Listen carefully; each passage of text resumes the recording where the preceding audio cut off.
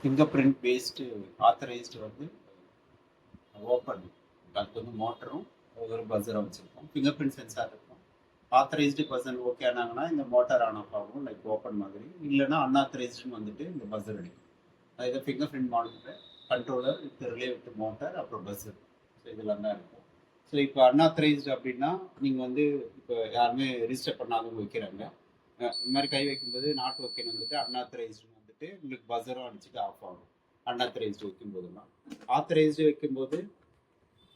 Authorised வைக்கும்போது உங்களுக்கு இந்த மோட்டர் வந்து ரன் ஆகும். கை வைக்கும்போது உங்களுக்கு ஆத்தரைஸ்டுன்னு வந்துட்டு அதுக்கப்புறமா இதில் வரும். ஸோ அந்த ஐடி மாதிரி வரும். நீங்கள் வந்து எப்படி சேவ் பண்ணுது? ஸோ இந்த மாதிரி வச்சிங்கன்னா இந்த மாதிரி மோட்டர் ஆன் ஆகி ஆஃப் ஆகும். ஸோ உங்களுக்கு எப்போ வெரிஃபைடு வருதோ ஸோ அப்போ வந்து மோட்டர் ஆன் ஆஃப் ஆகிட்டு வரும். ஸோ இந்த மாதிரி மோட்டர் ஆன் ஆகி ஆஃப் ஆகும். ஸோ வெரிஃபைடு வரும். ஸோ ஸ்டோரிங் பண்ணுறதுக்கு இதில் வந்து ஸ்டோரிங்க்கு வந்து ஃபஸ்ட்டு இந்த ஐடியை வந்து பிடிச்சிக்கணும். வச்சுட்டு இந்த ஐடி 1 வரும்போது நீங்கள் அங்கே ஃபிங்கர் வச்சுக்கணும். 1 2 அந்த மாதிரி வரும்போது ஃபிங்கர் வச்சுட்டு இதில் வந்து ஸ்டோர்னு ஒரு ஆப்ஷன் இருக்கும். அதை வந்து ஸ்டோர் பண்ணிங்கன்னா ஓகே. ஸோ ஸ்டோர் வச்சு கையை வச்சிடணும். அப்புறமா அதுவே பிளேஸ் த ஃபிங்கர், சேம் ஃபிங்கர், அப்புறம் ரிமூவ் ஃபிங்கர்லாம் வரும். ஸோ அந்த பிறகு வச்சிடணும். அதை எடுத்துட்டிங்கன்னா இது ஓகே.